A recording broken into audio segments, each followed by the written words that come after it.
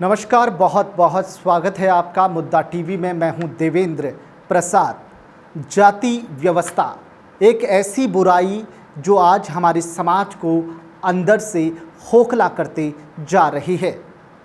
आज कई ऐसे मामले हैं जाति व्यवस्था से संबंधित जो हमें ये सोचने पर मजबूर कर देते हैं, क्या हम इसी समाज के शिक्षित और सभ्य लोग हैं?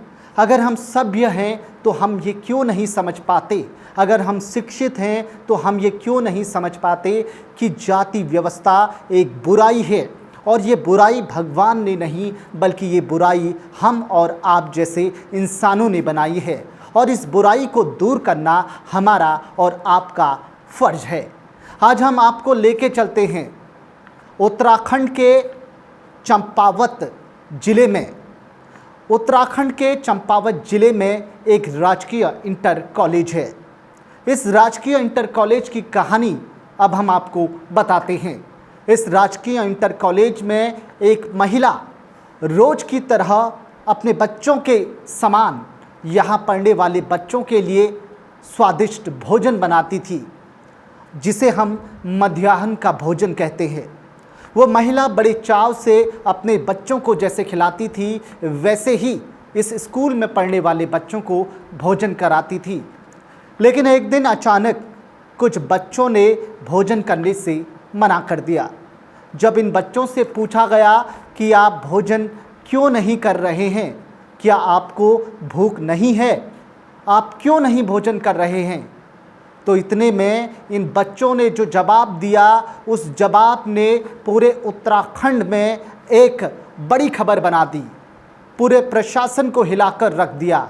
इन बच्चों का कहना था कि जो ये भोजन माता हैं, जिन्हें हम भोजन माता कहते हैं, जो हमारे लिए भोजन बनाती हैं, हम इनके हाथ का बनाया हुआ भोजन नहीं खा सकते क्योंकि ये दलित समुदाय से आती हैं, ये दलित हैं।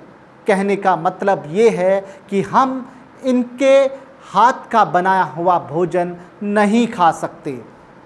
ये कहानी बस इतनी ही है, ये कहानी बस इतनी है, लेकिन अगर इसके मायने निकाले जाए तो ये बहुत गहरा मामला है।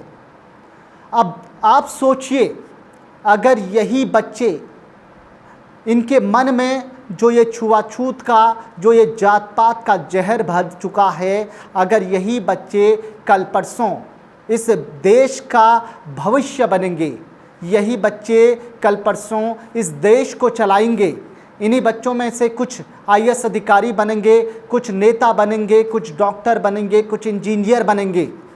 अगर ये बच्चे उस समय इस समाज के लिए नीति बनाएंगे और अपने पद में बैठकर ऐसे लोगों के लिए नीति बनाएंगे, तो क्या ये बच्चे अपने पद के साथ न्याय कर पाएंगे?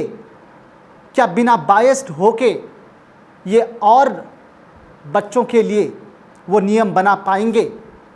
ये एक बहुत बड़ा सवाल है। अगर ये बच्चे कल परसों अपने पद के साथ न्याय नहीं कर पाए तो इसकी जिम्मेदारी किसकी होगी? क्या इसकी जिम्मेदारी इस सिस्टम की है, जिस सिस्टम ने इन छोटे से बच्चों के मन में अभी से जात पात का जहर भर दिया, या फिर जिम्मेदार हमारा समाज है जो आज भी ऊंच नीच जात पात के बंधन में जकड़ा है, या फिर हम और आप लोग हैं जो सही से ये नहीं समझा पाते कि जात पात केवल इंसानों ने बनाया है। ये पहली घटना नहीं है उत्तराखंड की। कुछ दिन पहले एक और बड़ी घटना खबर बनी थी।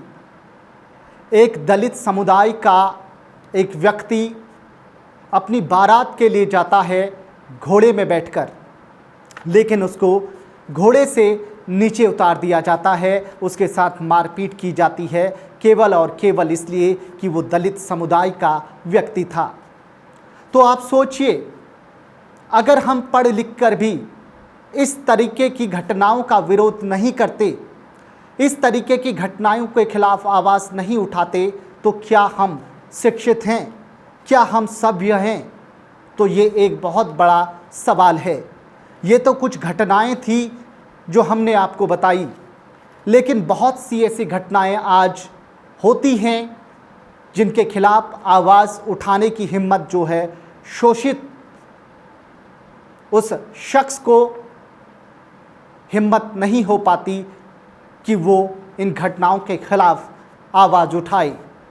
तो अंत में हम यही कहेंगे कि ये समाज और इस समाज को चलाने वाले लोग सब शिक्षित हैं और शिक्षित लोगों की ये जिम्मेदारी है कि इस तरीके की घटनाओं में जो भी लोग संलिप्त होते हैं उनके ऊपर कुछ ऐसी कार्रवाई हो कि उन्हें ये एहसास हो कि हम सब इंसान हैं और हम सब इस समाज के एक अंग हैं। देखते रहिए मुद्दा टीवी।